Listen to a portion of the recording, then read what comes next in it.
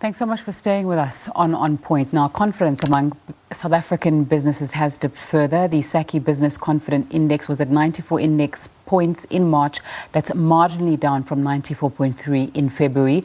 When compared with the same time last year, the SACCI BCI improved by 4.1 index points. Let's get more on this with Alan Mukoki, who's the CEO of the South African Chamber of Commerce and Industry. Thanks so much for your time on SABC News this afternoon. So SACCI has described the private sector as resilient when releasing that BCI data for the month of March. How are you seeing this?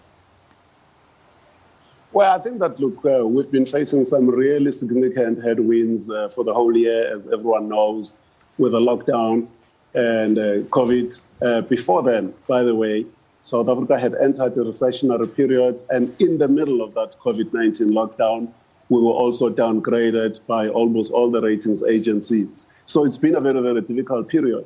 For us to find ourselves in a situation where there is a little bit of an uptick, I think that we ought to consider that to be some level of resilience, because people are beginning to see that perhaps maybe there is light at the end of the tunnel. The idea that there is a vaccine, even though we've been tentative in respect of our arrangements around that. But I think that all the hope, especially after the president announced that 20 million doses have been procured from Johnson & Johnson, the hope is that probably in the next 6 months, we would be in a much more better situation than we are now. So people are able at least to start to plan for the future, because business confidence effectively reflects your confidence in respect of how the situation in the economy, political environment is also going to look like ahead of the time. So people are beginning to have some kind of level of faith that perhaps things are actually not going to be as bad as we had all anticipated that they would be.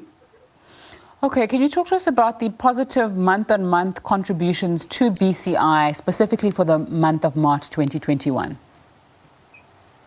Well, I think that, as you would appreciate, you'll see that the trade figures, especially around the car manufacturers, the OEMs in the auto space, have picked up significantly. There's also a bit of a level of movement in the mining sector, because fundamentally, as South Africa, we're a primary producer. So even though manufacturing is not that big, but we still see a lot of activity in the agri space, a lot of activity in the mining space, purely because the world itself is opening up. There's a level of general global confidence in respect of what ought to happen now, especially Europe, huge parts of Asia, North America, etc. And I think that that's tracking that.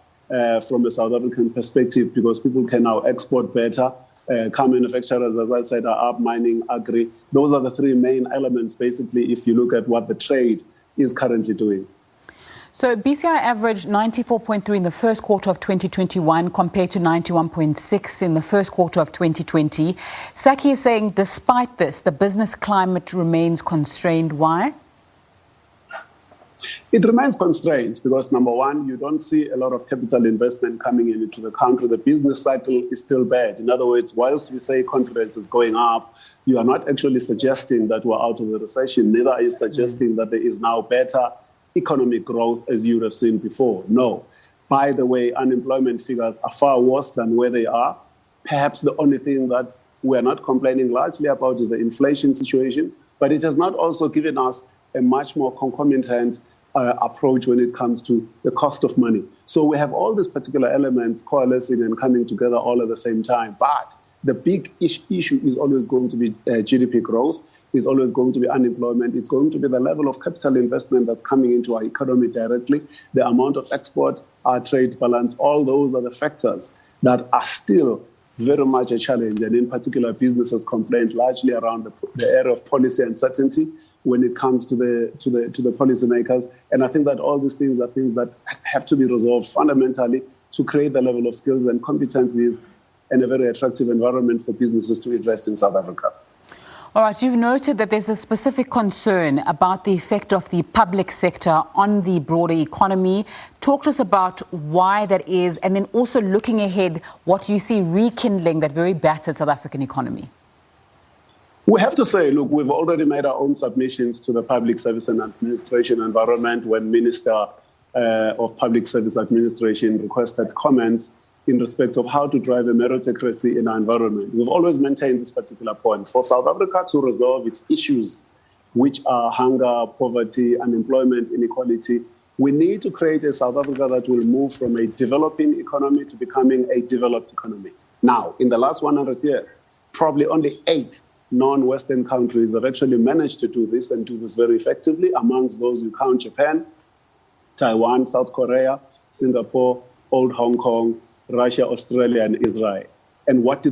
They made sure, because the majority of those countries do not have significant mineral wealth. They don't have a mineral wealth endowment. But what they did is to fix the idea around the Human Development Index. And in that space, make sure that there is going to be a level of meritocracy in the public sector in general, so that delivery is going to take place. When we argue as businesses that there is policy uncertainty, a lot of that is caused largely by incompetence, a bureaucracy, a culture that is wrong in terms of how the public sector actually operates and enables the environment for business to actually operate. So we say that in the public sector, what you need to see a change in ideas around building a meritocracy, so that the people who work there, they've got both the elements of being highly competent in terms of their skills, in terms of their experience, in terms of their performance track record, and also create a culture that is an enabling culture that will drive high performance. Mm-hmm. Alan Mukoki, who is the CEO of the South African Chamber of Commerce and Industry, thanks so much for your time breaking down those BCI figures and the issues around it. Now,